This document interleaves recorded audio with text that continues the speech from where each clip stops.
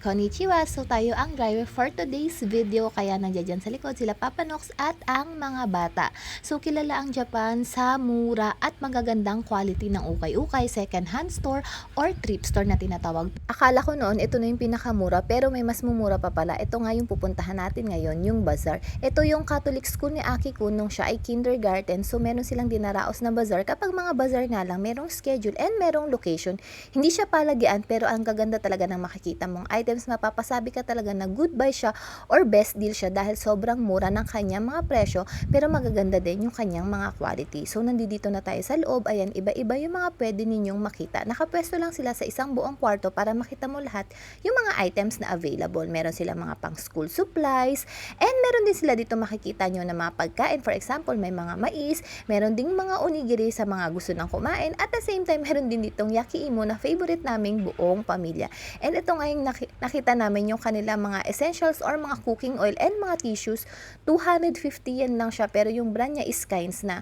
So parang pag binili mo siya sa mismong store or sa mismong Kinds is almost half yung na-sale mo or yung natipid mo. And ayan na nga, kitang-kita nyo naman ang ating batang maliit, tuwang-tuwa dahil ang dami niya nakikita ditong mga kung ano-ano.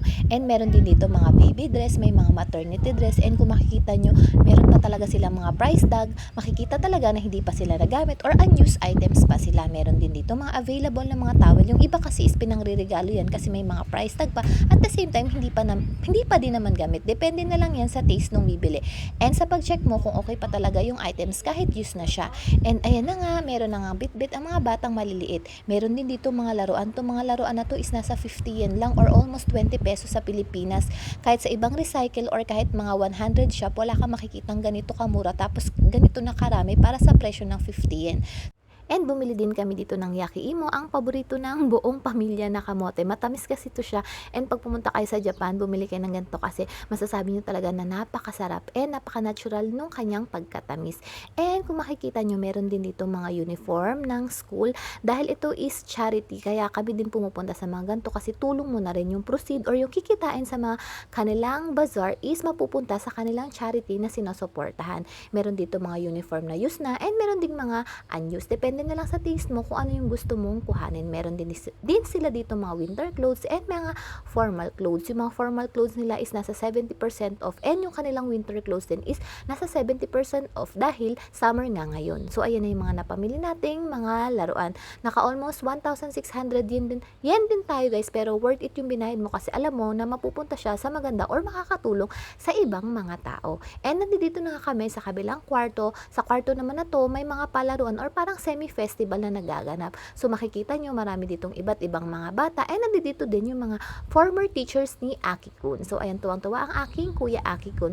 So magta-try siya netong gantong parang fish na palaro, pero hindi fish yung makukuha guys ha, mga laruan siya. So depende sa iyo kung ano yung gusto mong sungkitin. So 100 yen siya, tapos bibigyan ka ng maliit na tabo and pangkuha. So ayan na nga, nagtry na nga si Ayumi-chan. Mamimili ka kung ano yung gusto mong laruan and ilalagay mo nga dun sa tabo. So pwede ka mamili hanggang 2 piraso ng laruan, tapos ayun na nga yung pwede mong iuwi. So parang yung binayad mo na 100 yen, nakapaglaro ka na, nakapag-enjoy ka na, may uuwi ka pang laruan. So ayun na nga, si Ayumi-chan todo sa paglalaro, pero binabalik niya yung mga nakukuha niya. So naglalaro lang talaga siya, wala siyang balak iuwi.